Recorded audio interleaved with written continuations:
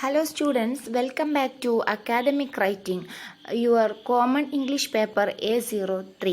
Let's recap what we studied in the last class. Essay and research paper. Essay. An academic essay is written to answer a question or to defend an argument or opinion on topic with supporting evidence. The instructional words or question words are crucial in determining the type of essay to be produced. Instructional words are very important, that I told you.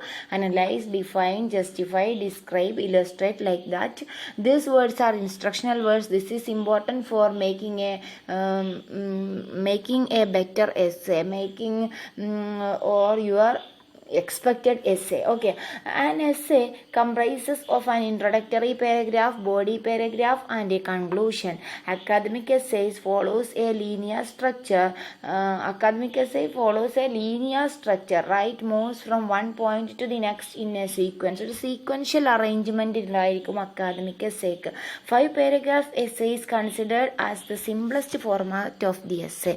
5 paragraph essay ആണ് ഏറ്റവും വലിയ simplest format essay എന്നാണ് പറഞ്ഞത് കേട്ടോ. Next നമ്മൾ പഠിച്ചത് research paper, research article. A research paper provide detailed information on A topic through different sections like literature review, methodology, discussion and conclusion. ഒരു research paper ചെയ്യണമെങ്കിൽ നമുക്ക് പല സ്റ്റെപ്പുകളിലൂടെ കടന്നു പോകണം. ലിറ്ററേച്ചർ റിവ്യൂ നടത്തണം, മെത്തഡോളജി അറിയണം, ഡിസ്കഷൻ വേണം, കൺക്ലൂഷൻ വേണം. ലിറ്ററേച്ചർ റിവ്യൂ നമ്മൾ ചെയ്യാൻ പോണ റിസർച്ചിനെ കുറിച്ച് വേറെ ആളുകൾ ചെയ്തു വെച്ച വർക്കുകൾ വായിച്ചു നോക്കിയിട്ട് അതിനുള്ള ക്രിറ്റിക്കൽ കൊണ്ട് കണ്ടിട്ട് അതിലെ തെറ്റുകളൊക്കെ തിരുത്തിയിട്ട് നമ്മളൊരു ന്യൂ പ്രോഡക്റ്റ് എന്ത് ചെയ്യണം, പ്രൊഡ്യൂസ് ചെയ്യണം. പ്ലാജിയറിസം കഴിയുന്നതും ഒഴിവാക്കണം റിസർച്ച് പേപ്പറിൽ. പിന്നെ അതിനൊരു മെത്തേഡ് ഉണ്ടാവും, ഒരു ഡിസ്കഷൻ നടത്തണം, കൺക്ലൂഷൻ വേണം. It's longer than an essay. ഇത് എസ്സേനെക്കാട്ടും ലോങ്ങറാണ്. Follow certain styles of presenting sources and evidences to support the argument. ഇതിൽ ചില സ്റ്റൈൽ ഗൈഡുകൾ നമ്മൾ ഫോളോ ചെയ്യാറുണ്ട്.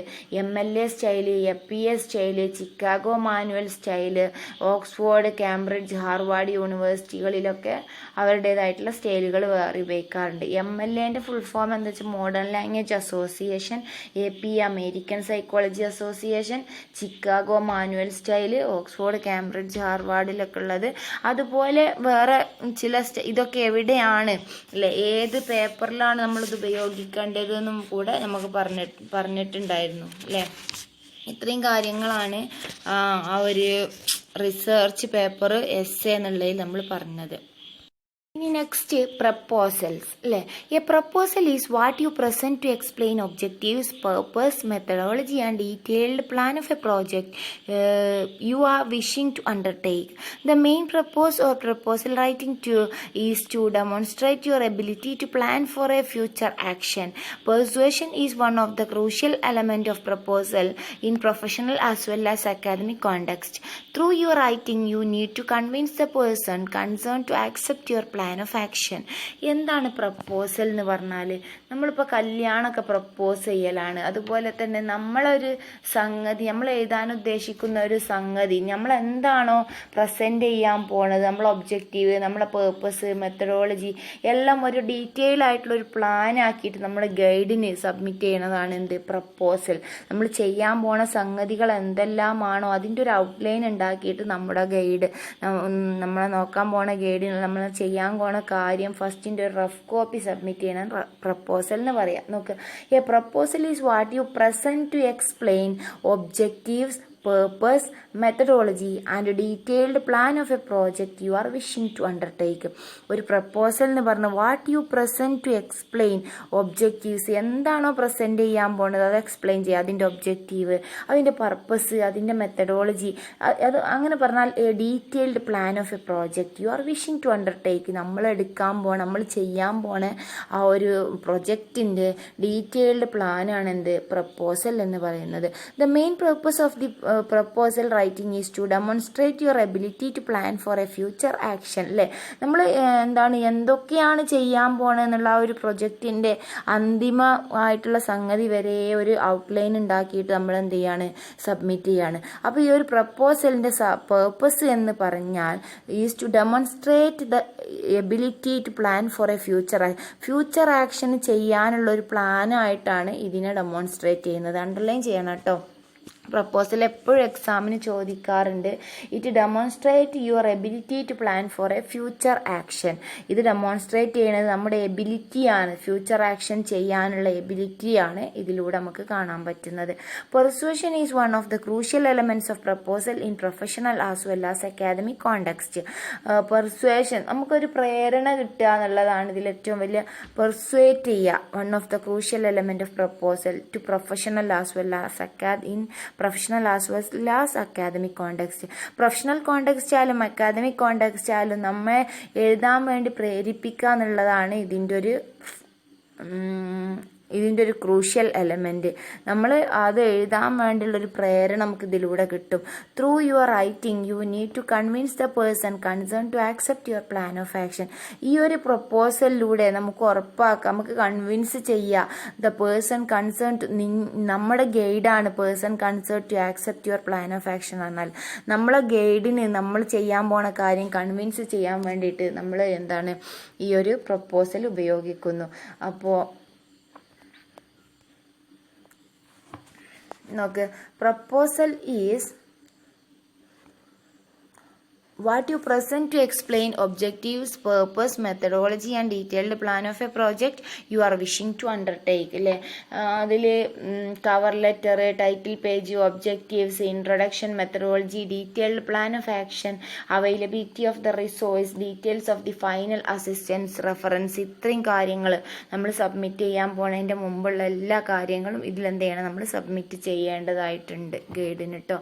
Next we have case study. Hope you understood the proposal. Now I move to case study. A case study is the same time an approach to writing and method of study. It is widely used in social science and science subjects like medicine. The main skill involved in case study are problem solving, critical thinking and writing. Case study uses the method of analyzing sample cases, real or imaginary, to demonstrate how they are handled or resolved. While subjects like medical science use real cases to facilitate learning, imaginary cases or problems are analyzed in social science to prepare you to face real life problems or situations anticipated in a workplace. Okay, case study എന്ന് പറഞ്ഞാൽ case study is at the same time an approach to writing and method of study. It is widely used in social science. ഇതൊരു method of സ്റ്റഡിയാണ്. ഇത് social സയൻസിലാണ് വളരെ വിപുലമായിട്ട് ഉപയോഗിക്കുന്നത്. And science subject like മെഡിസിനെ പോലുള്ള science സബ്ജക്റ്റിലാണ് ഇത് ധാരാളമായിട്ട് ഉപയോഗിക്കുന്നത്. The main skill involved in case study are problem solving. ഇതിൻ്റെ ഒരു മെയിൻ സ്കില്ല് എന്താണ് കേസ് സ്റ്റഡിയിലൂടെ നമുക്ക് പ്രോബ്ലം സോൾവിങ് എബിലിറ്റി ഉണ്ടാക്കുക എന്നുള്ളതാണ്. ക്രിറ്റിക്കൽ തിങ്കിങ് ആൻഡ് റൈറ്റിംഗ്, പിന്നെ ക്രിറ്റിക്കൽ തിങ്കിങ്ങും റൈറ്റിങ്ങിനുള്ള എബിലിറ്റി നമുക്ക് ഇതിലൂടെ കിട്ടുന്നു. Case study uses the method of analysing sample cases, real or imaginary, to demonstrate how they are handled or resolved. എന്താണ് case study ഉപയോഗിക്കുന്ന method എന്താ വെച്ചാൽ സാമ്പിൾ കേസ് അനലൈസ് ചെയ്യുക. ഒരു കേസ് സാമ്പിൾ ആയിട്ടുള്ളൊരു കേസ് റിയലോ ഇമാജിനറി ആവാം. ഇപ്പോൾ എന്താ വെച്ചാൽ ഒരു കുട്ടി ക്ലാസ്സിൽ എന്നും ക്ലാസ് കട്ടാക്കി പോകുന്നു. ഇപ്പോൾ ഓൺലൈൻ ക്ലാസ് ആയതിനു ശേഷം എന്നും അറ്റൻഡൻസ് പറയുന്നു, പിന്നെ ആ കുട്ടീനെ കാണുന്നേ ഇല്ല, തീരെ കാണില്ല. അപ്പോൾ അതിനെക്കുറിച്ചുള്ളൊരു പഠനം നമ്മൾ നടത്തുകയാണ്. അതിന് ആരോടൊക്കെ അന്വേഷിക്കണം? കുട്ടികളോട് അന്വേഷിക്കണം. അത് കഴിഞ്ഞതിന് ശേഷം രക്ഷിതാക്കളെ ഫോൺ ചെയ്തിട്ട് കാര്യങ്ങൾ അറിയണം, ഒരു ഡാറ്റാസ് കളക്ട് ചെയ്യണം. അപ്പോൾ ഈ കുട്ടി എന്തോ വീട്ടിലെ പ്രാരാബ്ദം കൊണ്ട് ജോലി ചെയ്യാൻ പോവാണ് എന്നൊക്കെ ഉള്ളത്, ഒരു വീട്ടുപണിക്ക് പോവാണ് എന്നൊക്കെ ഉള്ള കാര്യങ്ങൾ നമ്മൾ അതിലൂടെ എവിഡൻസായി കണ്ടെത്തുകയാണ്. അപ്പോൾ അതിനൊരു സൊല്യൂഷൻ നമ്മൾ കണ്ടെത്തുക. ഇതൊക്കെയാണ് കേസ് സ്റ്റഡി എന്ന് പറഞ്ഞ കേട്ടോ. പിന്നെ ഇത് ഇമാജിനറി ആയിട്ടുള്ള പ്രശ്നങ്ങൾ ഉണ്ടാക്കിയിട്ട് നമുക്ക് കേസ് സ്റ്റഡി നടത്താൻ പറ്റും. ബി എഡിനൊക്കെ പഠിക്കുമ്പോൾ അല്ലെങ്കിൽ TTCക്കൊക്കെ പഠിച്ചവർക്ക് അറിയാൻ പറ്റും, കേസ് സ്റ്റഡി നടത്തും. Okay, to demonstrate how they are handled or resolved. എന്നിട്ട് പറയും എങ്ങനെയാണ് അവരെ ഹാൻഡിൽ ചെയ്യേണ്ടത്, എങ്ങനെ പ്രോബ്ലം സൊല്യൂഷൻ ആക്കി എന്നുള്ളതും കേസ് സ്റ്റഡിയിൽ വേണം. While subject like medical science use real cases to facilitate learning. ഇവിടെ മെഡിക്കൽ കേസസിലൊന്നും ഇമാജിനറി കേസ് അല്ല ഉപയോഗിക്കുക, റിയൽ ആയിട്ടുള്ള കേസ് എടുത്തിട്ട് തന്നെയാണ് കേസ് സ്റ്റഡി നടത്തുക. Imaginary cases or problems are analysed in social science to prepare you to face real life problems. Social സയൻസിലൊക്കെ ആകുമ്പോൾ എന്താണ് ഇമാജിനറി കേസസ് എടുത്തിട്ടാണ് കേസ് സ്റ്റഡി നടത്തുക, എന്നിട്ട് റിയൽ ലൈഫ് പ്രോബ്ലംസ് ഫേസ് ചെയ്യാൻ വേണ്ടിയിട്ട് നമ്മളെ പ്രാപ്തരാക്കാണ്. അങ്ങനെയുള്ള സിറ്റുവേഷൻസ്, ആൻറ്റിസിപ്പേറ്റഡ് ആയിട്ടുള്ള പ്രശ്നങ്ങൾ, വർക്ക് പ്ലേസിലെ പ്രശ്നങ്ങളൊക്കെ, നമ്മൾ ജോലി ചെയ്യുന്നിടത്തുള്ള പ്രശ്നങ്ങളൊക്കെ നമ്മളെ സോൾവ് ചെയ്തിട്ട് ഇമാജിനറി പ്രോബ്ലംസ് സോൾവ് ചെയ്തിട്ട് അത് നമ്മളെ വില്ലിങ് ആക്കാണ്. Most often the case study assignment ask you to solve problem. The word case in case study refers to an individual situation problem. The individual situation may be an issue involving an individual or an organization. The steps involved in writing the case study include describing the situation, identifying the issue to be resolved, analyzing the case using theories and approaches relevant to the discipline, and giving recommendations or suggesting a series of steps to resolve the problems in the best possible way. Most often the case study assignments ask you to solve problems. പലപ്പോഴും case study assignment solve ചെയ്യാനാണ് നമ്മളോട് ആവശ്യപ്പെടുക. The word case in case study refers to an individual situation or problem. Case study എന്നുള്ളതിൽ case എന്നതിൻ്റെ meaning ഇൻഡിവിജ്വലിൻ്റെ situation അല്ലെങ്കിൽ problem എന്നാണ്. സിറ്റുവേഷനും ആവാലോ, ആ കുട്ടി എപ്പോഴും എന്താണ് ഒരു അന്തം വിട്ടന്നിരിക്കുകയാണ്, ഒരു റേഞ്ച് ഇല്ലാതിരിക്കുകയാണ് ക്ലാസ്സിൽ, അതിൻ്റെ കാരണം ആ ഒരു സിറ്റുവേഷനാണ്. The individual situation may be an issue involving an individual or an organisation. Individual situation may be ഒരു ഇഷ്യൂ ആയിരിക്കാം, ഒരു ഓർഗനൈസേഷൻ അല്ലേ, ഓർഗനൈസേഷൻ്റെ പോലെ തന്നെ ഇൻഡിവിജ്വലിൻ്റെ പ്രശ്നം. ഓർഗനൈസേഷൻ പറഞ്ഞാൽ ഒരു കോളേജിൽ അല്ലെങ്കിൽ ഒരു സ്കൂളിൽ എല്ലാ വർഷവും SSLCക്ക് കുട്ടികൾ ഫെയിലാവുകയാണ്, അപ്പോൾ അതിൻ്റെ കാരണം കണ്ടെത്തണം, അതൊരു കേസ് സ്റ്റഡി ആയിട്ട് എടുക്കാൻ പറ്റും, ഒരു ഓർഗനൈസേഷൻ്റെ പ്രശ്നങ്ങൾ. The steps involved in writing the case study include. ഇത് പഠിക്കണം കേട്ടോ, കേസ് സ്റ്റഡി എഴുതുമ്പോൾ ഉള്ള സ്റ്റെപ്പ്, എന്തൊക്കെ സ്റ്റെപ്പുകളാണ് എന്നുള്ളതാണ് പറയാൻ പോണത്. എന്താണ് ഡിസ്ക്രൈബിങ് ദ സിറ്റുവേഷൻ, ഫസ്റ്റ് എന്ത് ചെയ്യണം, എന്താണ് പ്രശ്നം എന്നുള്ളത് ഡിസ്ക്രൈബ് ചെയ്യണം. പിന്നെ identifying the issue to be resolved, എന്താണോ നമുക്ക് റിസോൾവ് ചെയ്യാനുള്ള ഇഷ്യൂ അത് ഐഡൻറ്റിഫൈ ചെയ്യാണ് second step. Third step analysing the case using the theories and approaches relevant to the discipline. നമ്മൾ സൈക്കോളജിക്കൽ തിയറീസൊക്കെ വെച്ചിട്ട് ആ ഒരു പ്രശ്നം അനലൈസ് ചെയ്യണം, അതിനെക്കുറിച്ച് പഠിക്കുകയാണ് അല്ലേ. ടീച്ചേഴ്സിനെ, രക്ഷിതാക്കളെ, വീടിൻ്റെ അടുത്തുള്ളവരെയൊക്കെ ഫോൺ ചെയ്തിട്ട് ആ കുട്ടിയുടെ സിറ്റുവേഷൻ മനസ്സിലാക്കുകയാണ്. And giving recommendation or suggestions a series of steps to solve the problems in the best possible way. എന്നിട്ട് ആ കുട്ടിക്ക് റെക്കമെൻഡ് ചെയ്യാണ് ഇങ്ങനെയൊക്കെ ചെയ്യണം എന്നുള്ളത്. പിന്നെ അതിന് സജസ്റ്റ് ചെയ്യാണ് കുറച്ച് സ്റ്റെപ്പുകൾ, ആ ഒരു പ്രോബ്ലം നല്ലൊരു പോസിബിൾ വേയിൽ സോൾവ് ചെയ്യാനായിട്ടുള്ള ആ ഒരു സൊല്യൂഷൻ ആ കുട്ടിക്ക് റെക്കമെൻഡ് ചെയ്തു കൊടുക്കുകയാണ്. ഇത്രയുമാണ് കേസ് സ്റ്റഡി. അപ്പോൾ case study is the same time and approach. Case study ഒരു അപ്രോച്ചാണ് to writing and a method of study അല്ലേ. Word case in case study refers to an individual situation.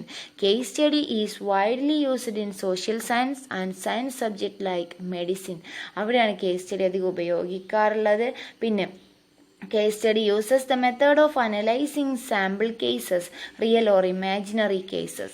പിന്നെ ഹൈപ്പോത്തറ്റിക്കൽ സിറ്റുവേഷൻസ് ഉണ്ടാക്കിയിട്ടും കേസ് സ്റ്റഡി നടത്തും. നമ്മളൊരു ഒരു imaginary situation ഉണ്ടാക്കുക, അത് അത്ര തന്നെ ഉള്ളൂ കേട്ടോ.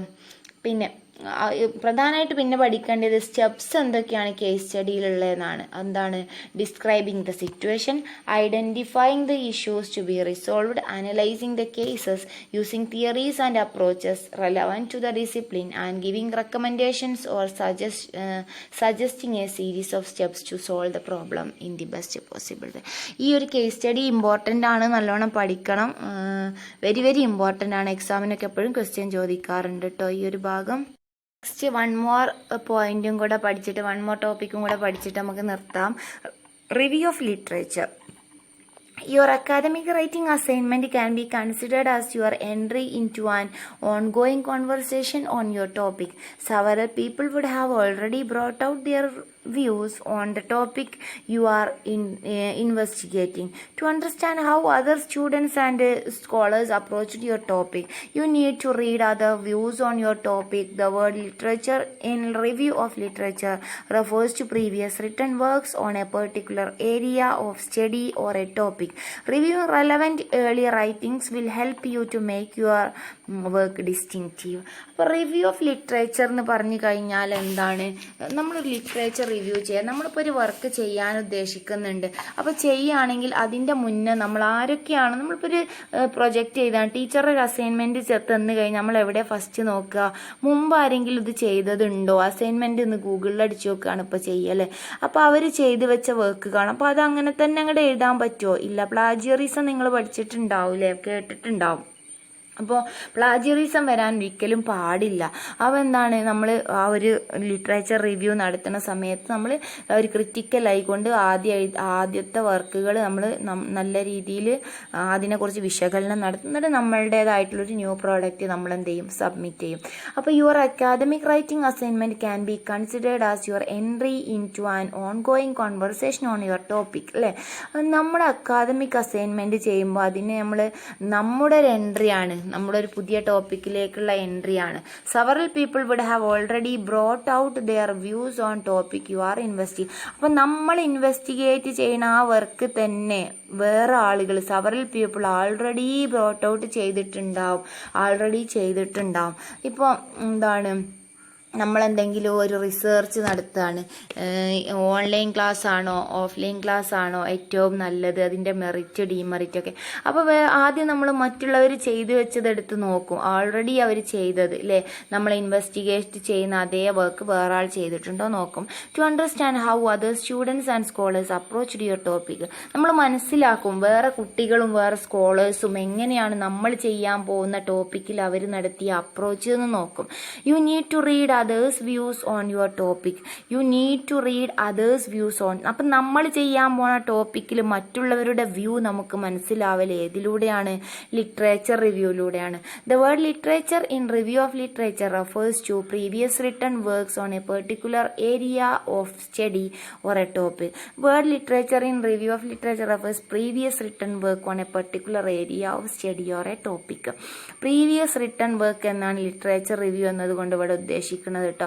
ഒരു റിവ്യൂ നടത്തിയാലും നമുക്ക് അങ്ങനെയാണ്. ഒരു ഫിലിം റിവ്യൂ, നമ്മൾ ഫിലിം ഇറങ്ങിക്കഴിഞ്ഞാൽ ഫിലിം കാണുന്നതിൻ്റെ മുന്നേ കണ്ടവർ ചെയ്ത റിവ്യൂസ് ഉണ്ടാവും അല്ലേ, അത് കേട്ട് കഴിഞ്ഞാൽ നമുക്ക് മനസ്സിലാക്കാൻ പറ്റും ഇതിനി കാണണോ വേണ്ടേന്ന്. അതുപോലെയല്ല ഇതെന്താ വെച്ചാൽ മറ്റുള്ളവർ എഴുതിയ വർക്കാണ്, അതിൽ ഇത്രത്തോളം സോഴ്സ് കിട്ടും എന്നുള്ളത് നമുക്ക് മനസ്സിലാക്കാൻ പറ്റും കേട്ടോ റിവ്യൂ നോക്കിക്കഴിഞ്ഞാൽ.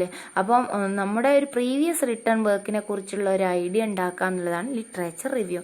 റിവ്യൂങ് relevant earlier writings will help to make your work distinctive. മുമ്പുള്ള ആളുകൾ എഴുതിയ വർക്ക് റിവ്യൂ ചെയ്ത് കഴിഞ്ഞാൽ നമുക്കത് വളരെ സഹായകമാകും. നമ്മുടെ വർക്ക് ഒരു പെർട്ടിക്കുലർ വർക്കാക്കി മാറ്റാൻ സാധിക്കും. കാരണം അതിൽ വന്നിട്ടുള്ള മിസ്റ്റേക്കുകൾ, ആ ഒരു ക്രിറ്റിക്കൽ റിവ്യൂ നടത്തേണ്ടത് ഒരു ക്രിറ്റിക്കൽ ഐയോട് കൂടിയാണ്. അപ്പോൾ നമുക്ക് മനസ്സിലാക്കാൻ പറ്റും എത്രത്തോളം ഈ ഒരു വർക്ക് എത്രത്തോളം നല്ലതല്ല, അപ്പം ഞാനിനി പുതിയതായി എഴുതുന്ന വർക്ക് എത്രത്തോളം നന്നാക്കണം എന്നുള്ള ഐഡിയാസൊക്കെ ഈ ലിറ്ററേച്ചർ റിവ്യൂ നടത്തുന്നതിലൂടെ നമുക്ക് കിട്ടാൻ സാധിക്കും. അപ്പോൾ എന്താ വെച്ചാൽ literature review is A summary of the relevant previous writings on the topic.